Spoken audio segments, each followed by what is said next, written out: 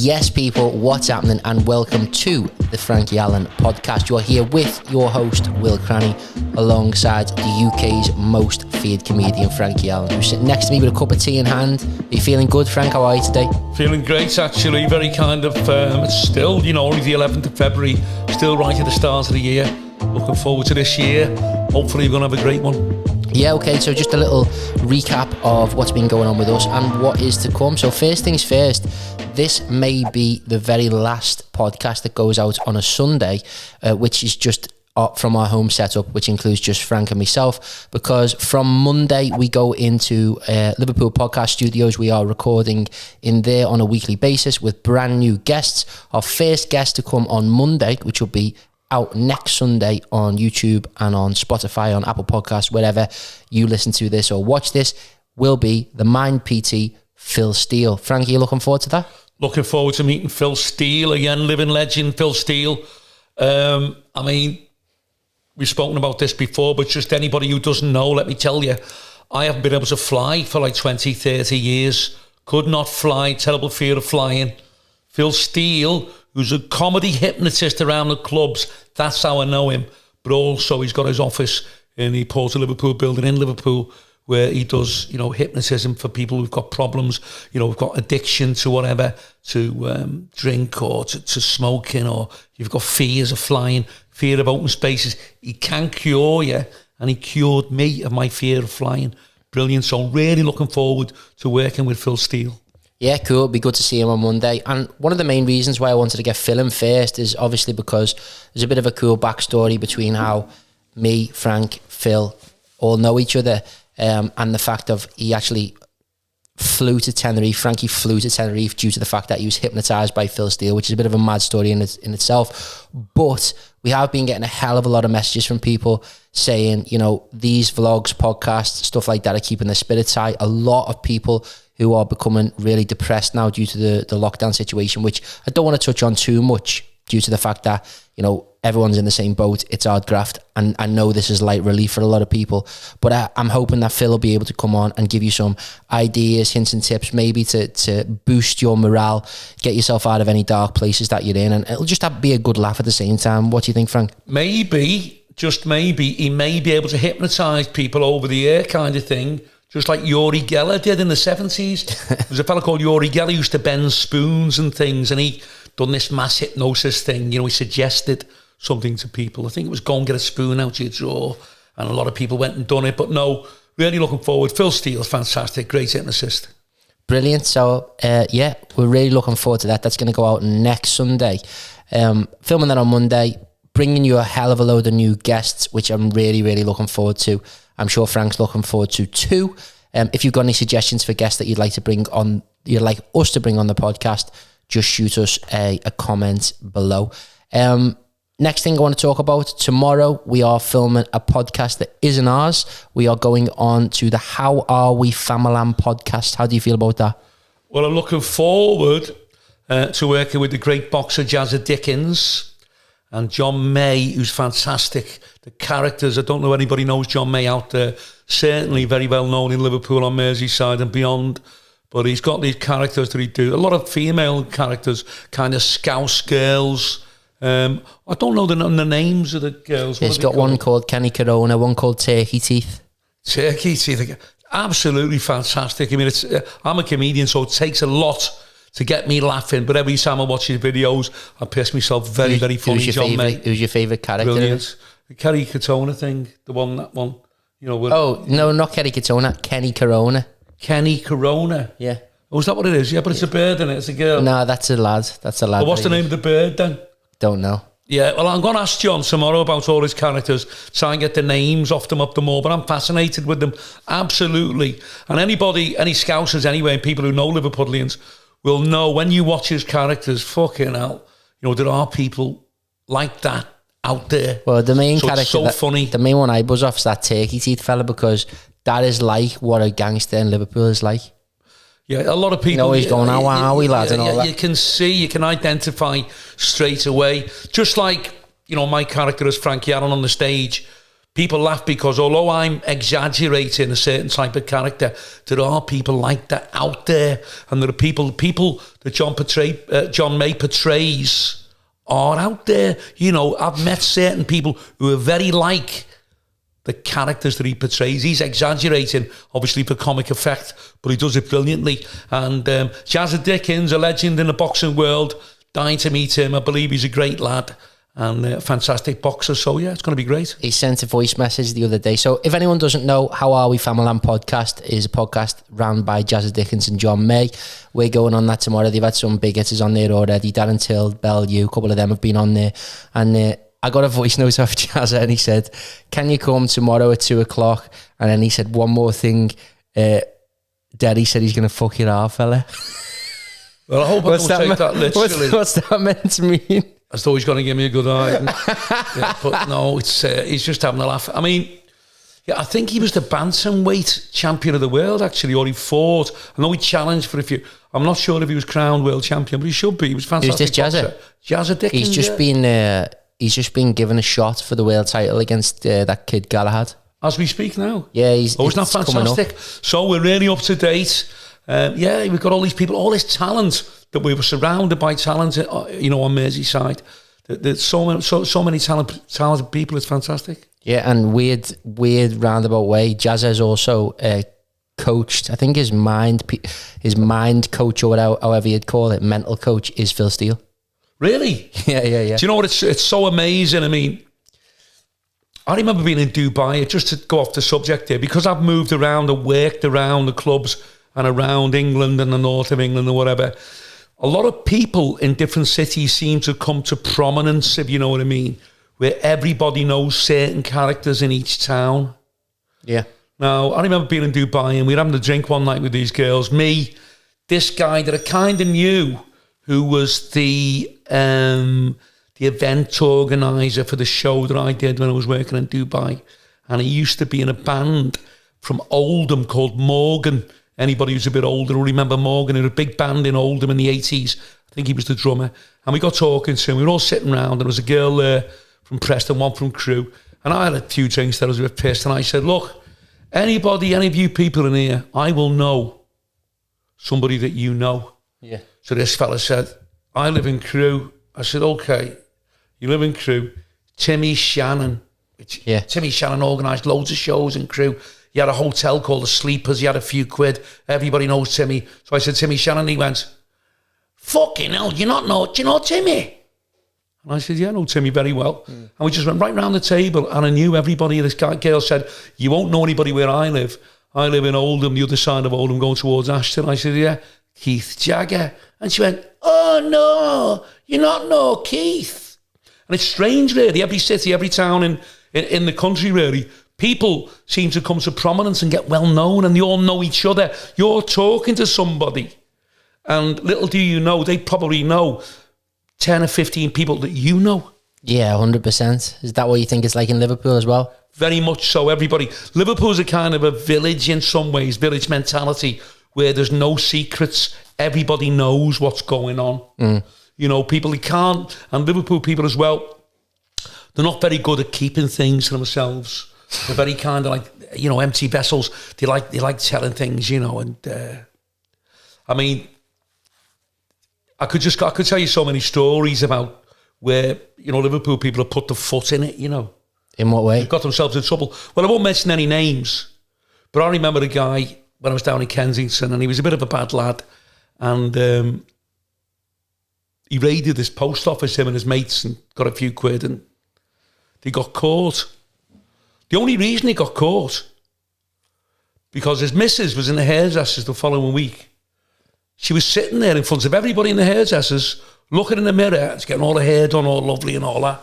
And she went, oh yeah, just like one of John May's characters, she went, yeah.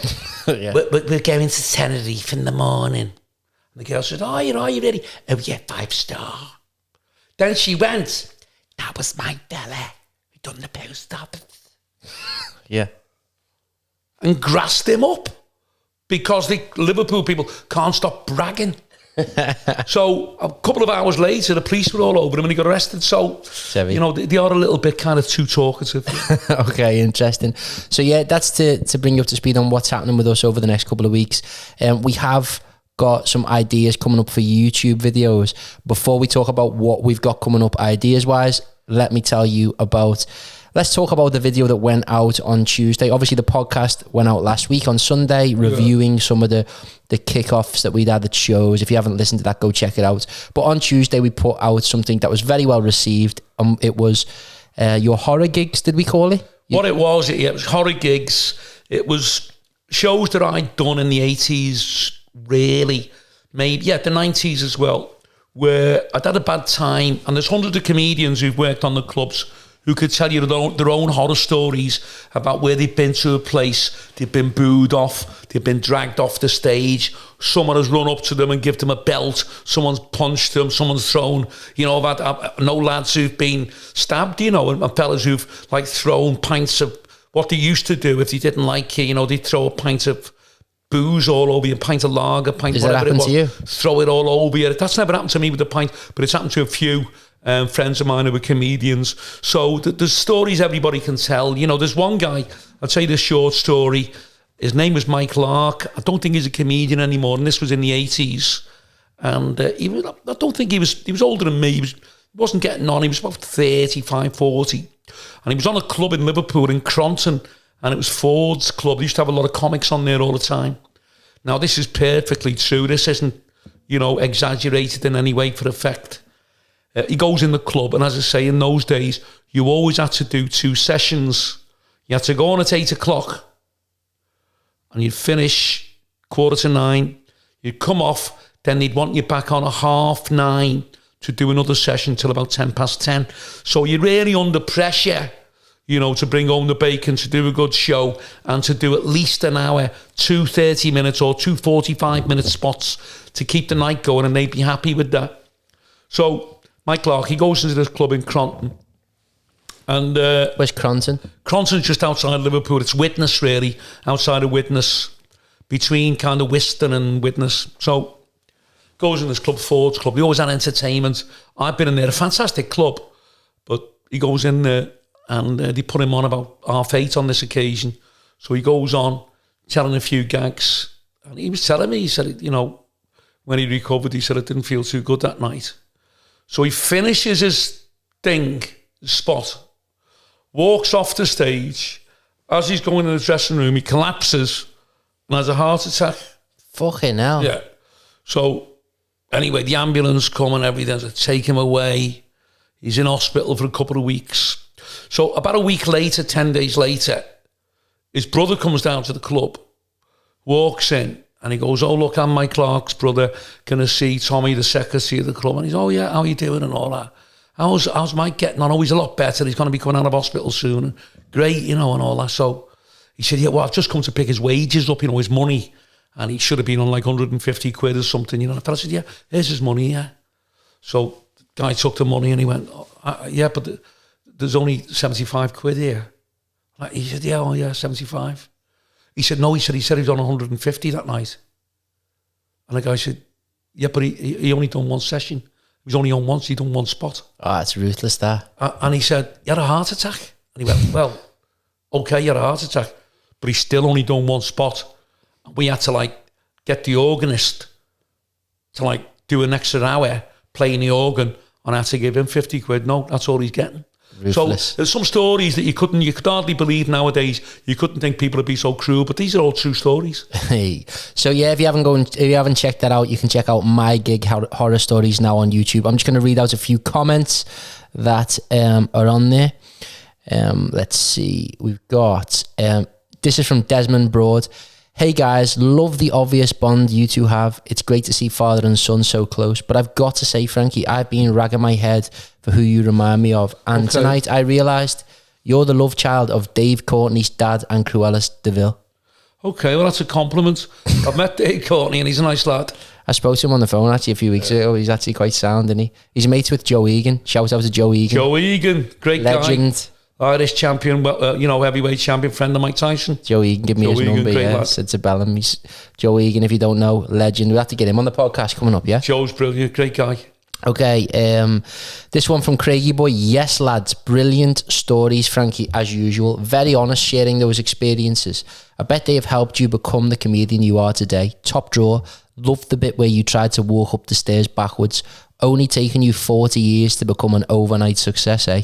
Well, never a true word spoken. And Bernard Manning once said, that you can't be a comedian until you're over 40. You've got to have a little bit of experience in life, to be able to withdraw, to draw on everything that's happened to you. I mean, I'm going on stage now, and obviously 99% of the people in the audience know who I am, unless someone brought them out as a surprise. Yeah. Everybody knows, so they're all fans. So you get very little kind of heckling. You don't get nasty people who trying to boo you off. But I'm always aware, I'm always ready for kind of any contingency that could happen. I'm watching the crowd. And because of all my experience, if someone in a nice crowd, going to great laughs, going on 15 minutes, 20 minutes, if someone suddenly kicked off, started screaming, I'll punch your fucking head in, and all that, I can handle it. So it's all experience, it's all experience in life. And thank God things have all kind of come together.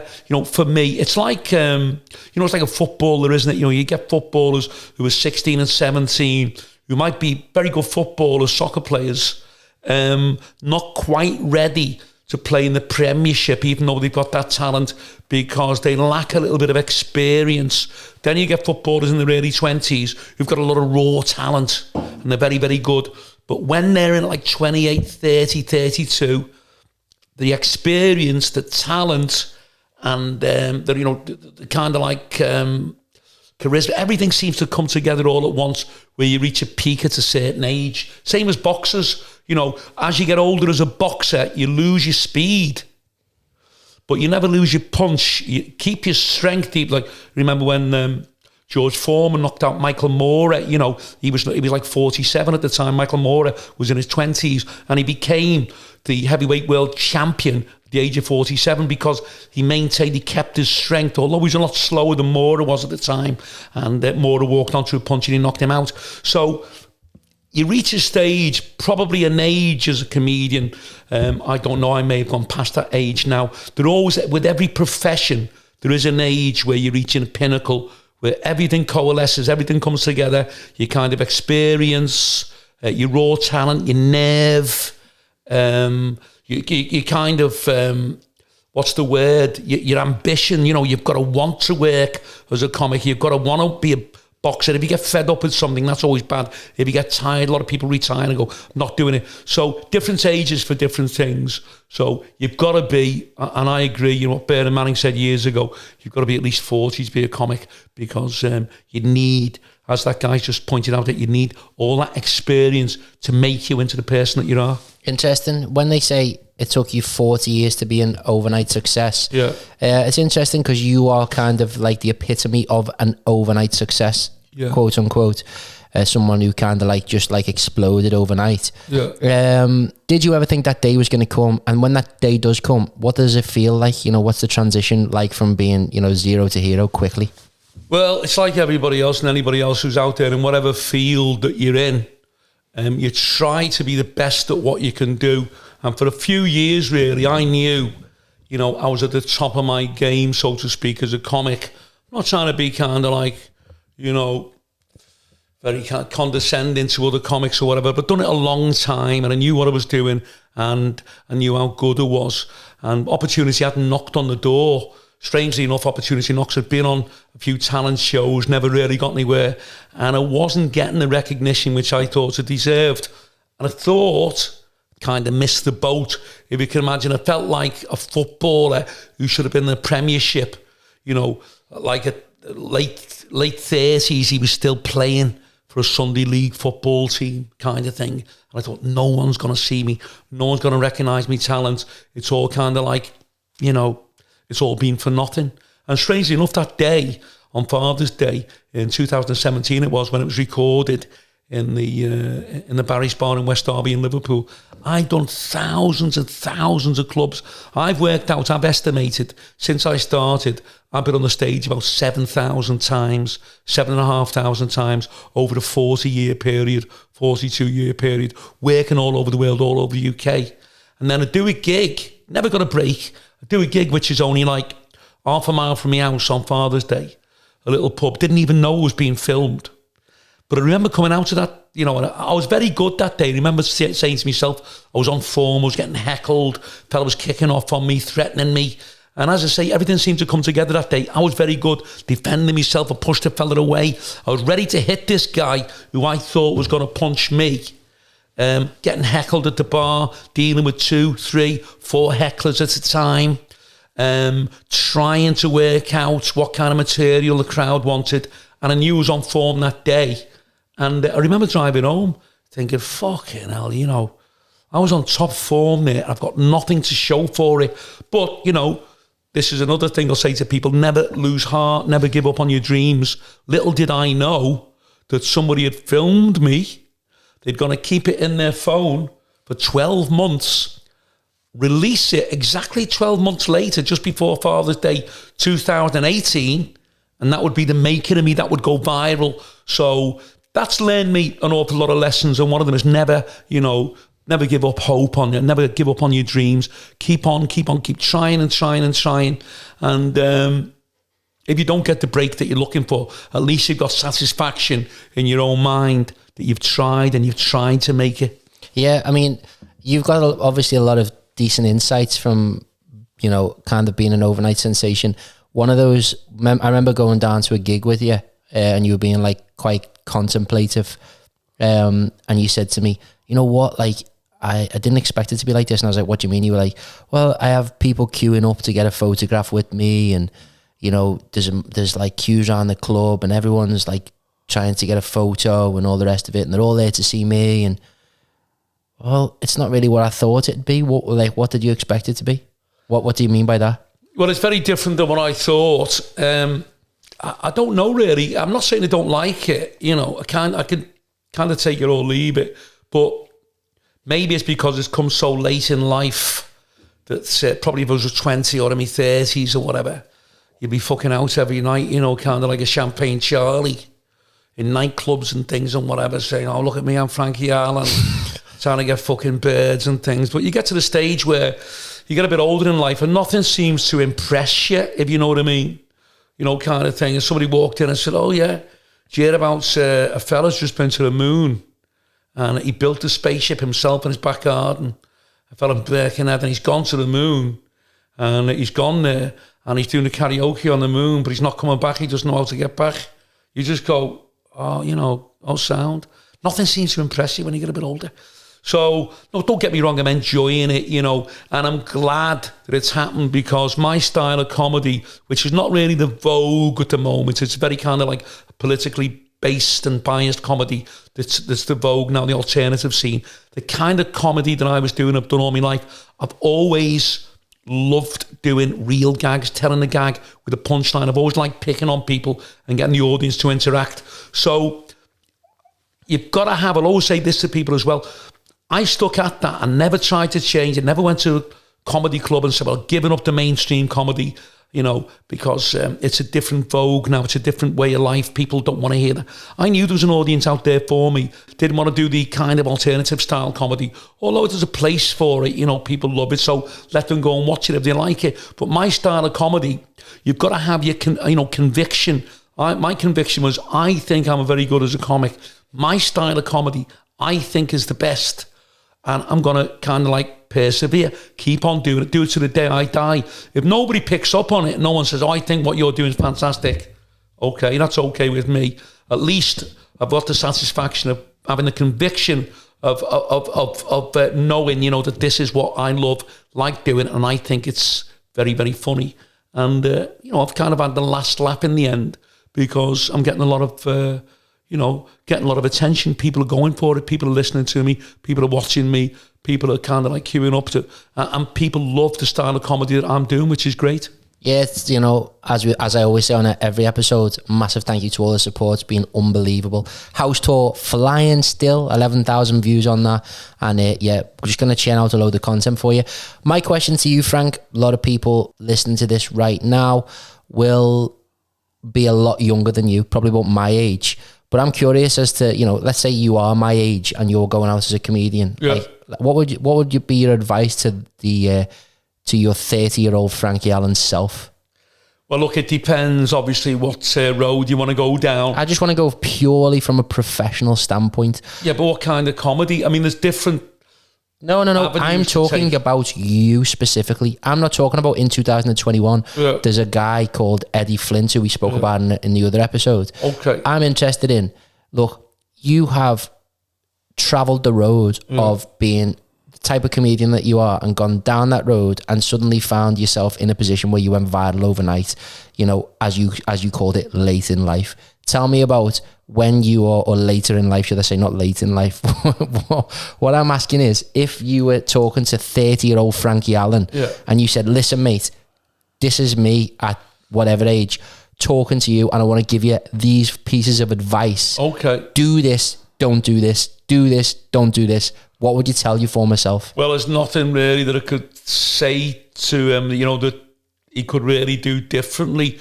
Don't forget, in the 80s and the 90s, things were very different. I mean, I was a blue comedian, which wasn't really in vogue. The only one that kind of came through was Roy Chubby Brown. You know, he was very successful. What about Jim Davidson? Who? Jim Davidson. There was Jim Davidson, but Jim Davidson was lucky in a lot of ways because Jim Davidson could work clean, so he could do the TV, and he could go down that avenue. But if he wanted to, if he got a bit of a kind of like working class crowd, he could be blue as well. But he wasn't like, you know, Chubby Brown. I don't think Chubby Brown was on the TV. I think he did Opportunity Knocks as well. Must have been clean though if he's done that. Well, yeah, but sometimes you're clean, but I know Roy prefers to be blue. But what I'm saying is you can't really do things differently. You can't. If I look back at me when I was 30, maybe looking back at me before I did Up Knocks, what could I do differently?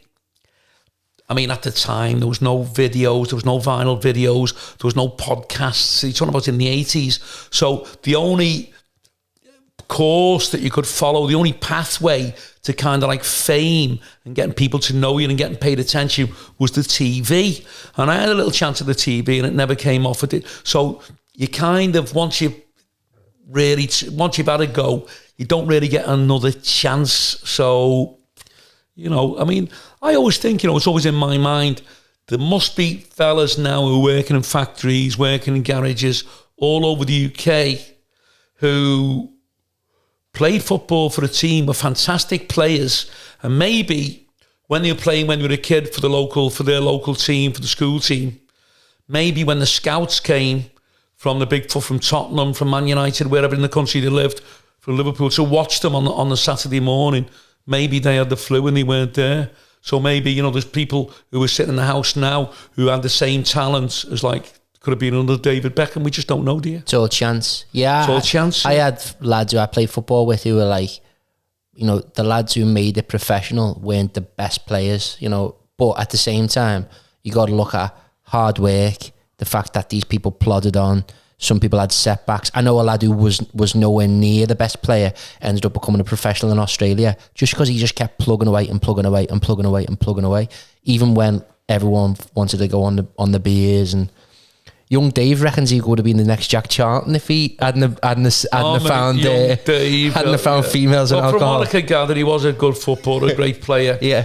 And his brother as well, Steve, when they played together, you know, they were kind of like, they called him Jackie. They used to nickname them Bob and Jackie Charlton, who both played for England. Two brothers played for England. Yeah. So he did have a lot of talent. But yeah, you've got to have, what's the word? You've got to have not just the ambition. As you say, there's probably a lot of guys in their early 20s with a lot of talent and could have played professionally for teams, but got fed up with the training, got fed up with the early nights, and started clubbing it and lost the plot. I mean, a lot of people, you know, kind of like who became professional, then they went off the rails. You know, we don't have to mention them. There's people now that we're reading about in the paper now who were professional footballers and have lost it now. You know, they've come off the rails now and they've they've let themselves go. So I think it's a combination. You've got to have the talent, but you also have got to have determination, confidence and conviction in your own ability to stay at things, and then it becomes a chance game, doesn't it? If you're a very good footballer and you kind of like go, okay, I got rejected when I went for a trial at Man United, they said there was no good, and you go, okay, right, let's go. I'll go and try for Man City. They didn't want to know. Go for Everton. And a lot of people get disheartened and they go, okay, I'll fuck this, you know. There's a job going in the local factory by me, £500 a week. I'll go for that. And lose heart. It's got to be very difficult for people. You know, it's very disappointing. It's heartbreaking when you get turned away, when someone says to you, you're not good enough. It's happened to me in comedy. You know, I auditioned for an agency, a big agency in Liverpool in the late 70s, early 80s. And a guy sat in front of me and said, you will never be a comedian. You're just not funny. You haven't got a funny bone in your body. What a prick. What a prick. But I remember looking at him. And even then, I was only 20, you know, 19, 20. I thought, you prick, fancy saying that to me, a young kid like that, you know. A lot of people it would destroy. And I looked at him and I thought, you won't destroy me, mate. I'll make you eat your fucking words. I'll make you if it's the last thing I fucking do. So that's what you've got to be. You've got to be kind of like angry in a way, so determined. And you never know. I mean, a lot of people won't remember this. Again, this has gone back many, many years. There was a guy called Tony Buck, B-O-O-K, and he was playing at 30 or 32, playing for an amateur Sunday League football club. Yeah. And a guy from Manchester City came along and just happened to be at the game and saw him play and said to the manager, who the fuck is that? Yeah. And he said, Tony Buck. I said, what the fuck is he doing in this team? Brought him the scout to watch him the following week. And the other scout said, my God, sign him now for City. And he signed for Man City and he played for a few years, 31, 32, 33, playing for Man City, became a wealthy lad. Just played all his life but never gave up. Even in his 30s, still playing.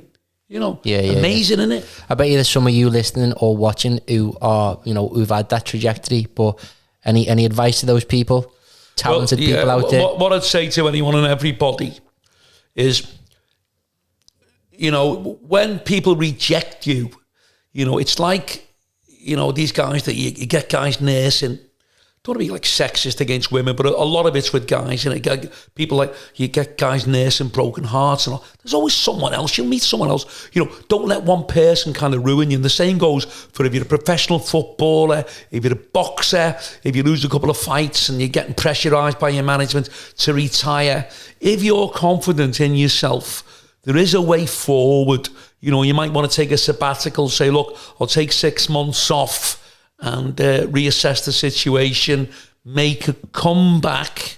And there's been some fantastic comebacks, not just with individuals, football teams who've been written off as no good have come back and won titles. Leicester with the league. Leicester with the league, that's fantastic.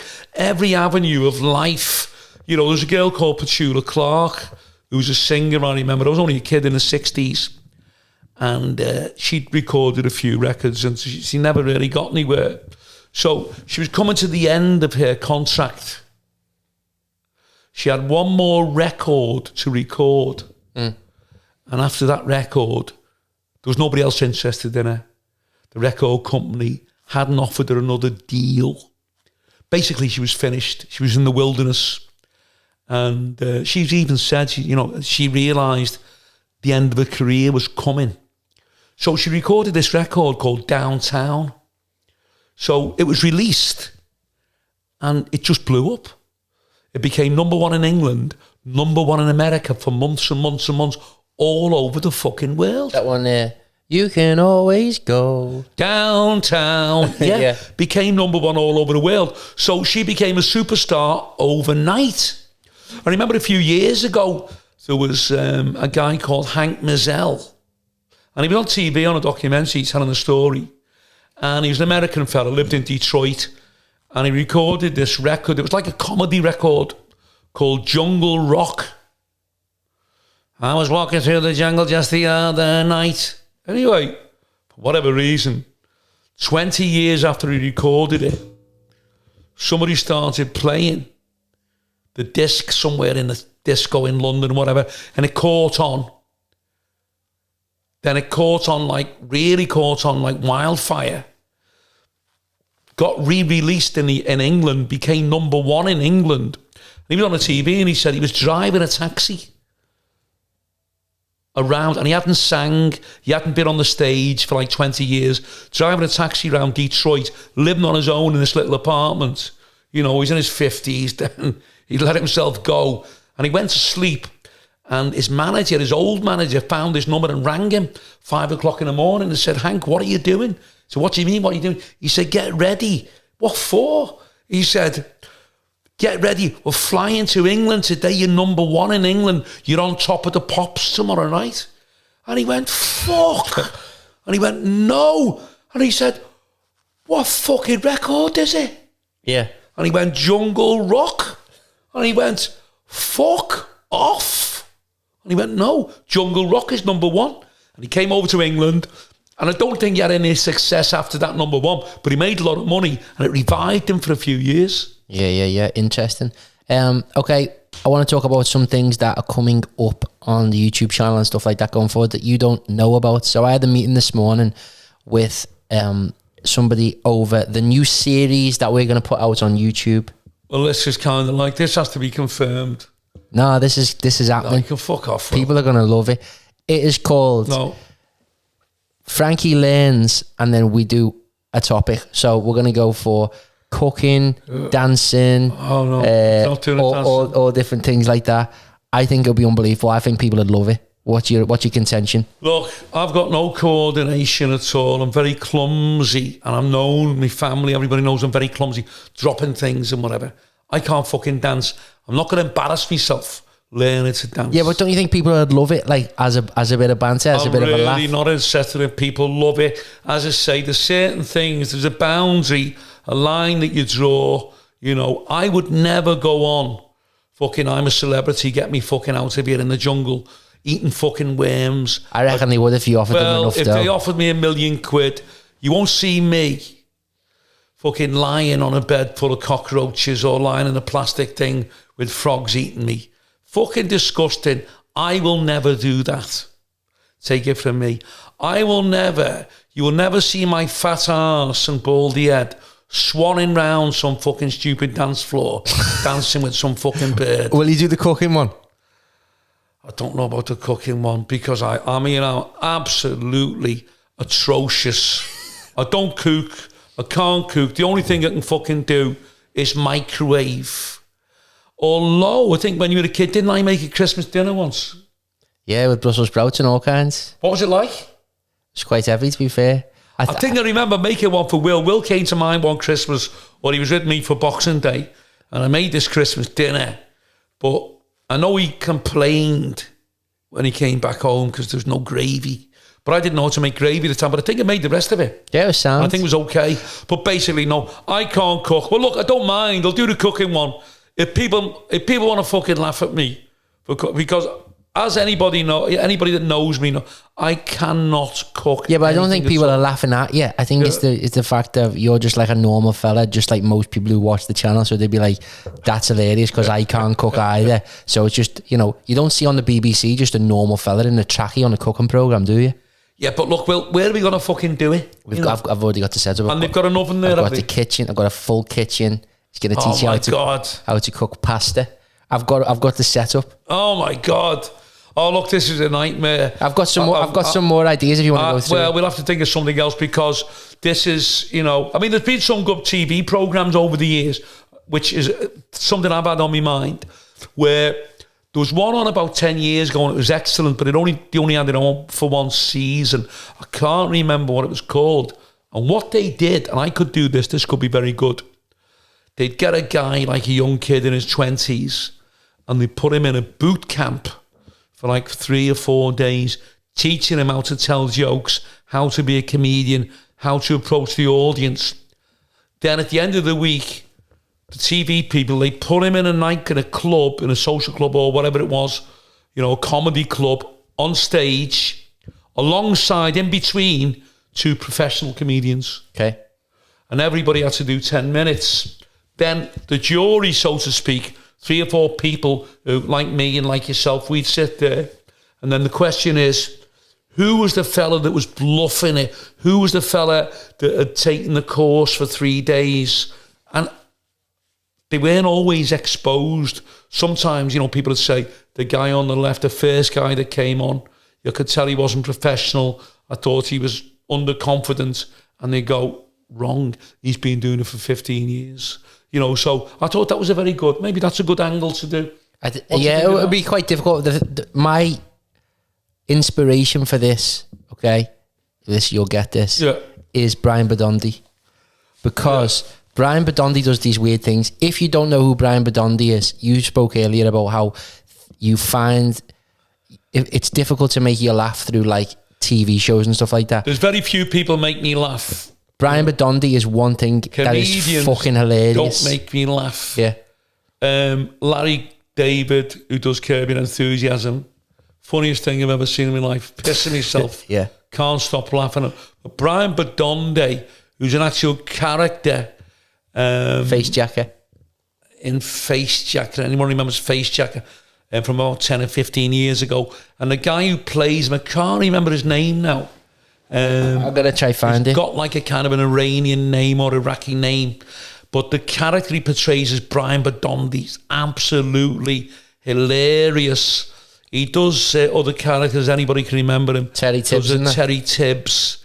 And, but his best character by far is... and what he does, he went over to the States and he went over to meet relatives and people who were friends of Andy Warhol, the artists. Yeah. The artist, you know, the Just painter. give everyone an idea, first of all, of what the character of Brian Badondi is. It's actually based on a fellow called Brian Sewell, who's a critic in newspapers, and he's an arts critic, and he's got grey hair, blonde hair, and he talks very, very far back, you know, and he goes around art studios where there are galleries, where there's exhibitions, and he's on BBC Two and BBC Four, and he's going, oh yes, this is a picture painted probably by Constable around 1800.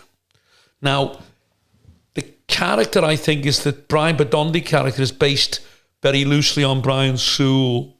And what he did as Brian Badondi, he's got this outrageous grey hair, or false nose, and all this kind of like latex mask, caked in makeup, and right over the top. And he pretends to be a critic, a TV critic, and he goes around with a film crew, and he's interviewing people in studios. Now, Francis Bacon was a famous artist. Yeah. So he's got this fellow who runs the gallery, and he goes, yes, here we are in the Tate Gallery. Now, am I right in saying we're looking at a picture which has been painted by Francis Bacon? And the fellow goes, oh, yes, this is a Francis Bacon painting. And he says, yes, Francis Bacon. How long have you known Francis Bacon?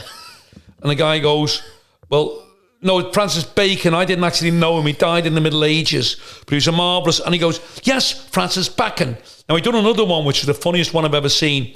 He goes in this place in the States, in LA, which had... The guy sells cheeses from all over Nah, that wasn't in LA, that was in London.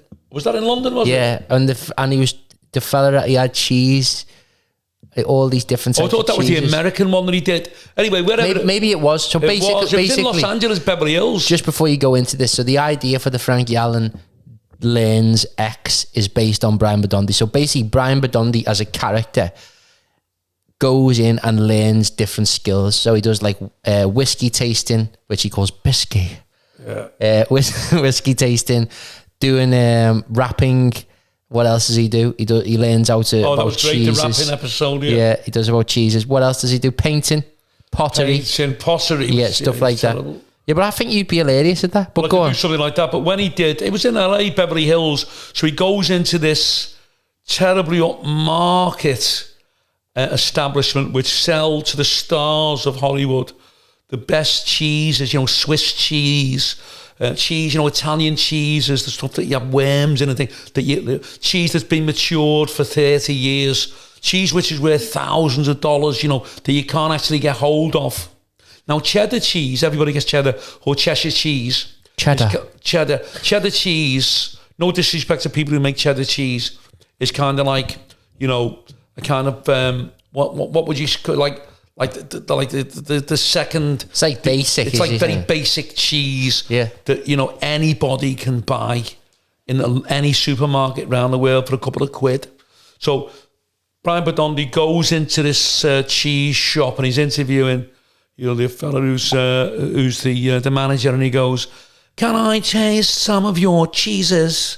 Fella comes over with his cheese board and he goes, "Yes, this is Italian mozzarella, matured for 15 years, and we've had it this morning. We've just lifted it. It's been immersed in brine, and it'll be ready for tasting about a week from today. And this is very expensive. It's $200 per ounce." And he just grabs it, puts it in his mouth, and goes, "Oh, yes, lovely. Still king of cheeses, cheddar." Yeah. The fellow goes, "Excuse me, sir, it's not cheddar cheese." And he goes, "Yes, as you say, cheddar cheese, king of cheeses. Yeah. Do you have anything else?" And he goes, "Yeah, have a look at this cheese. This is an Italian cheese. This has been wine fermented. It's been made in Sicily. It's fantastic. And it's 15 years old." And he goes, "Can I have a taste?" And he goes, "Yes, a little bit like Cheshire, but once again, cheddar cheese, ladies and gentlemen.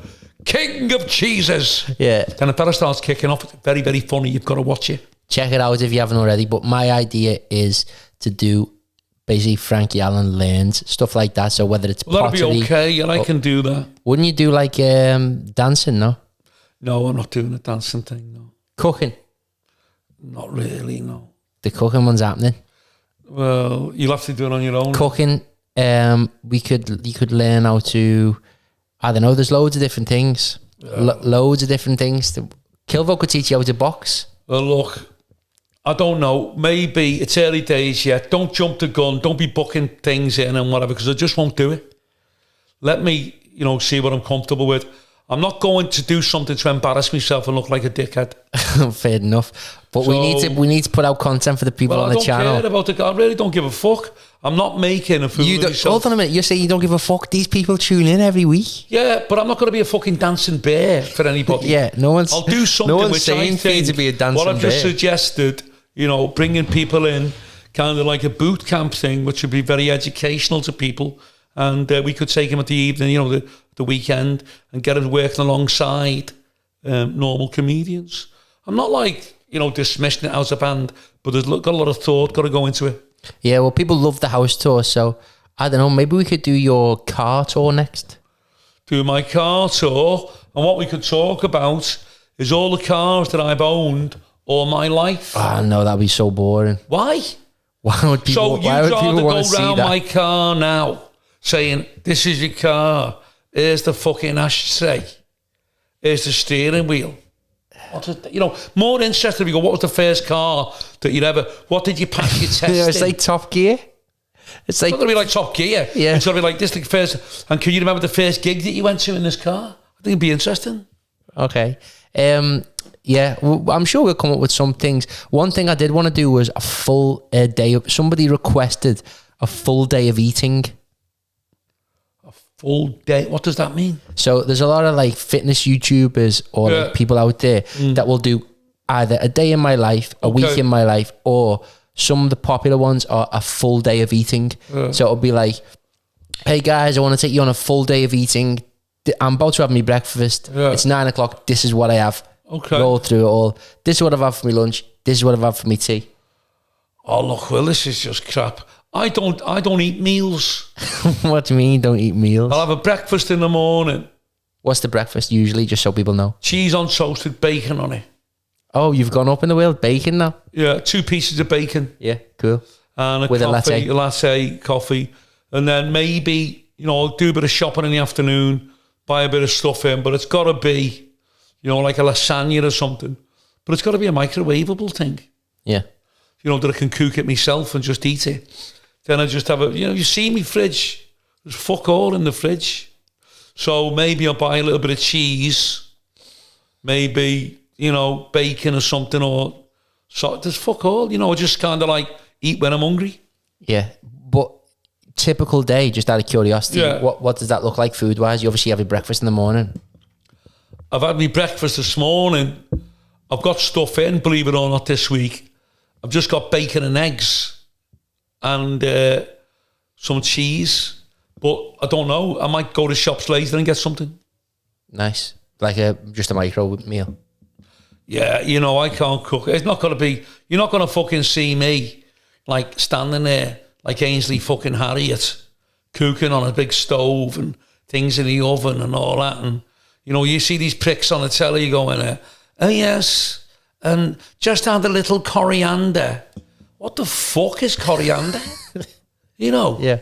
And get, if you can just chop up a little aubergine, put it in the mixer. What fucking mixer? Yeah. You know, it's just all fucking rubbish. All these things on the TV, you know, people are teaching you how to fucking cook.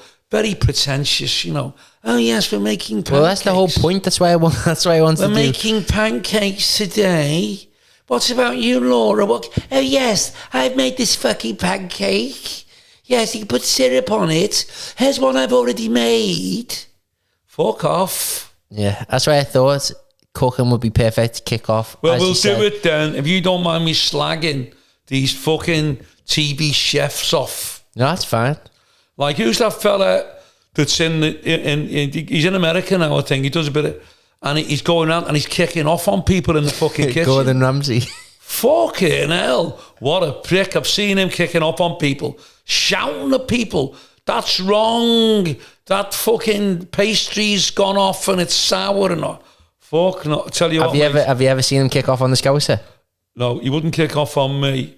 I tell you what, if he spoke to me the way he speaks to those people, I would stick his fucking head in the apple sauce or whatever he was making. What do you say? If he spoke to you like that? Yeah, I'm just talking about these celebrity TV chefs. I don't like any of them.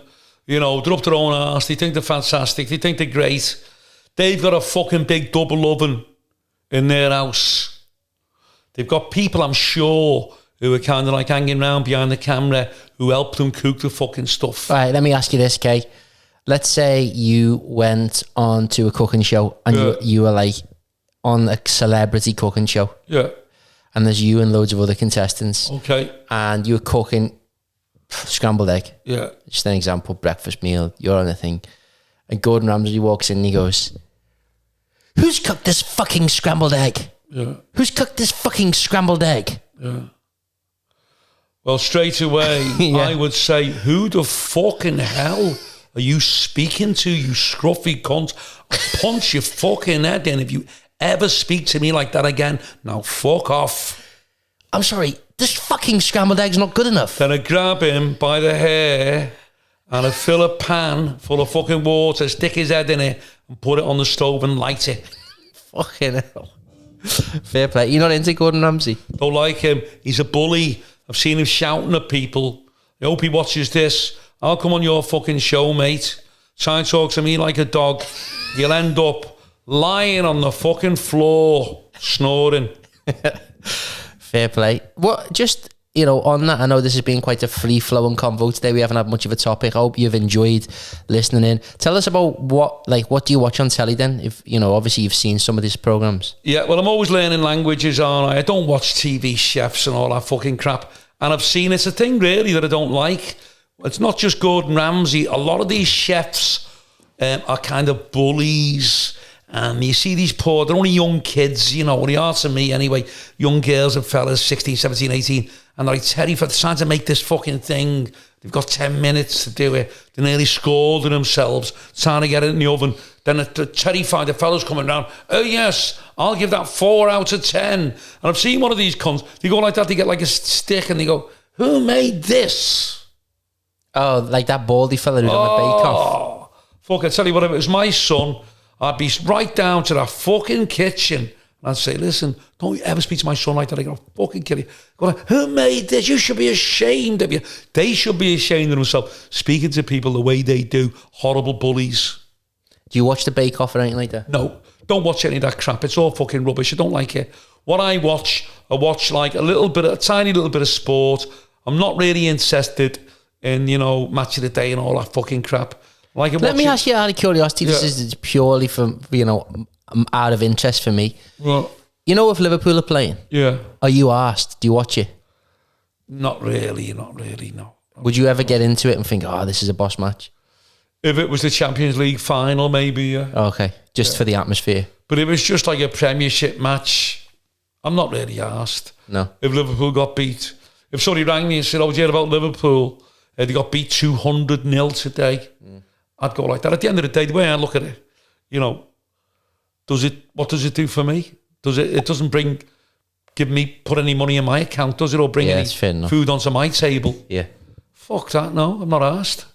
So what I watch a lot of things on the Discovery Channel, about things, geography around the world, people exploring the jungle and like that, and I watch a show called Unsolved Mysteries. I love kind of strange things that have happened around the world and ghosts, paranormal things. That's the kind of thing I watch.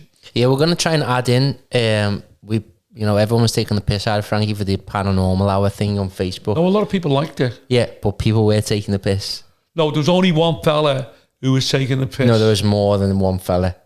But I only saw one comment, and that was fucking Rafferty in Dublin. So basically, we did Ken Rafferty. We did a Paranormal Hour, and people were saying it was sending their kids to sleep. No, there's one person said it. A lot of people loved it. A lot of people came on and said, what happened to the Paranormal Hour? I have some fantastic stories, but for some reason, Will's not into that. So Ken Rafferty, a friend of ours, he comes on quite a lot. He's a good lad. He sent a thing through and it's quite funny. And he said, Frankie, can you finish it's okay now. My son's fell asleep listening to your Paranormal Hour. So you've saved me a job of getting into sleep, which I thought didn't think it was funny at the time. But about an hour later, I burst out laughing. Yeah, I thought it was funny. Well, what we're going to start doing when we bring when we bring guests onto the podcast, should I say, we're going to start asking them if they've ever had any ghost experience, paranormal experience, good, yeah. Aliens, shit like that. Be quite interesting. So, how are you feeling about this being the last podcast from me and you? It's going to go out on a Sunday. Maybe we'll have to do this another time, or we'll do some special episodes. We've got to keep on. We've got to do it again. We'll do it another day. No, maybe. But this is going to be. This video right now or this podcast that you're listening to every Sunday now is going to be replaced with one that we do in studio with a guest. Yeah, well, it's a bit sad in a way, really, isn't it? Kind of like we've done it, at home, just in a kind of a small room. But it's come across very well. A lot of people have liked it. And that's all we're there for. We're not there to say, look at our studio, look at our setup. Isn't it fantastic? This is professional. This is great.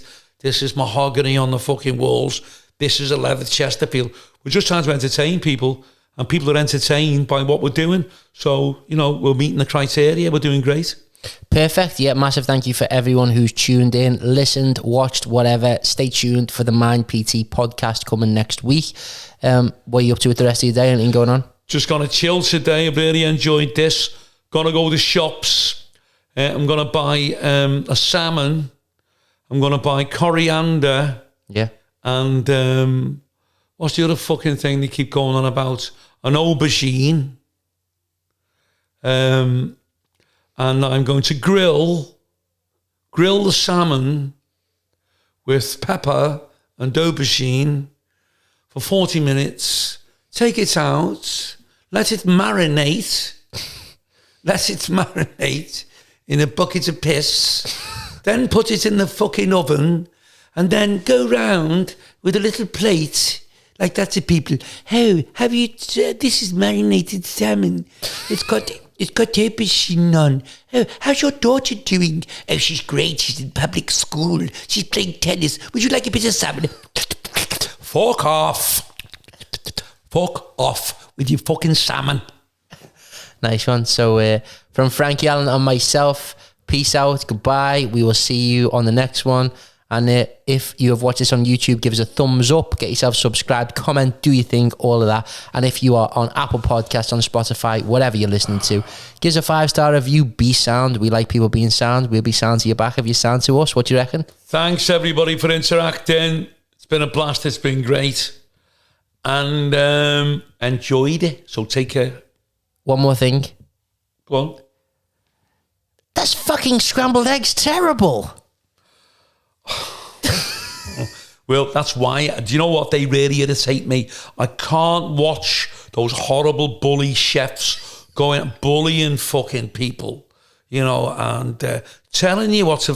The society today is so fucking invasive, and it's what I hate about the nanny state. People following you, telling you what to cook in your own fucking kitchen. Have you seen these other pricks where you've got a few quid, you want to buy a fucking house in Spain? So they come with you and they're telling you what to fucking buy. Oh, they're in your fucking house, following you around. Well, what do you think of this one? I'll show you another one. Who the fuck are they to tell you what house to buy? No, that's what it's become these days. I don't like it. People are too nosy, overpowering, telling you what to do. What about people? People seeing your house? Obviously, loads of people have seen it now. Yeah. Are you asked? I'm not really asked because I'm not a pretentious person. I'm not trying to be something that I'm not. It's just an ordinary fucking house. Yeah. There's fuck all in the fridge sometimes. I'm not trying to pretend I'm a fucking big star. You know, like I don't fucking, a holiday I don't go fucking skiing in the French fucking Alps. You know what I mean? I'm not pretentious. I don't like pretentious people. Fair enough. On that note, to all the pretentious people listening. Yes, and next week we'll be exploring how to make mulled cod. And the cod that we get is a very rare cod. It's only caught off the coast of France. And what we do, we get the very rare cod, which you can't get hold of. We marinate it. We put our fingers in its fucking mouth and go like that on its tongue. And then we put diced pepper on. Then we put truffles up its arse. And then we get some young kid to cook it. And when it's burns, we go, what the fuck are you doing with that fucking fish? Yeah. It's heavy, innit? So we'll see you soon. Nice one. I hope you enjoy your grilled salmon, people, tonight. Make sure you marinate it. Any tips for marinating salmon? Marinate it with aubergine. Nice one. Right. Catch us all in a bit. Appreciate your time. See you later. See you later, everyone.